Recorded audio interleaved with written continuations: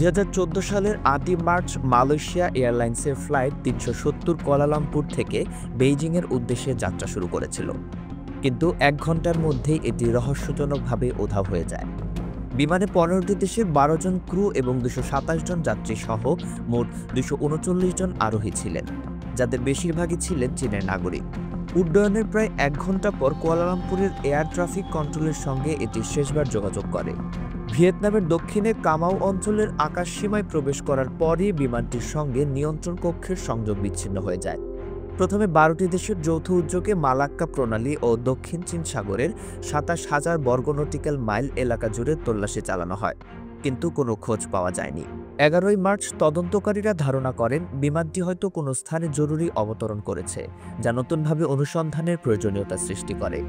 16 March তদন্তকারীদের পক্ষ থেকে জানানো হয় বিমানটি হয়তো ছিনতাইয়ের শিকার হয়েছিল। 15 মার্চ মালয়েশিয়ার প্রধানমন্ত্রী নাজিব রাজাক এক প্রেস কনফারেন্সে জানান, স্যাটেলাইট ও রাডারের তথ্য বিশ্লেষণ করে বোঝা গেছে কেউ ইচ্ছাকৃতভাবে বিমানটিকে রাডার থেকে বিচ্ছিন্ন করেছে এবং এটি পশ্চিম দিকে মোড় নেয়। এমনকি নিখোঁজ হওয়ার পরও এটি আরও 7 ঘন্টার বেশি সময় আকাশে উড়েছিল বলে ধারণা করা হয়।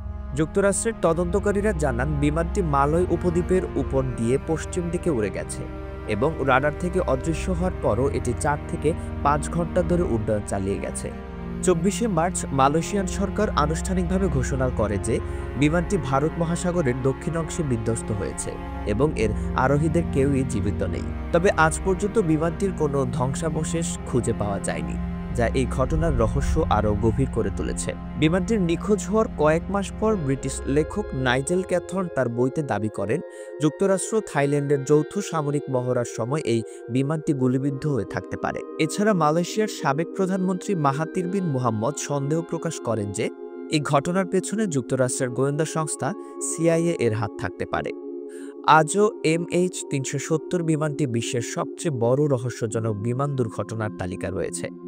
দীর্ঘ অনুসন্ধান ও বিশ্লেষণের পরও এর প্রকৃত কারণ নির্ধারণ করা সম্ভব হয়নি।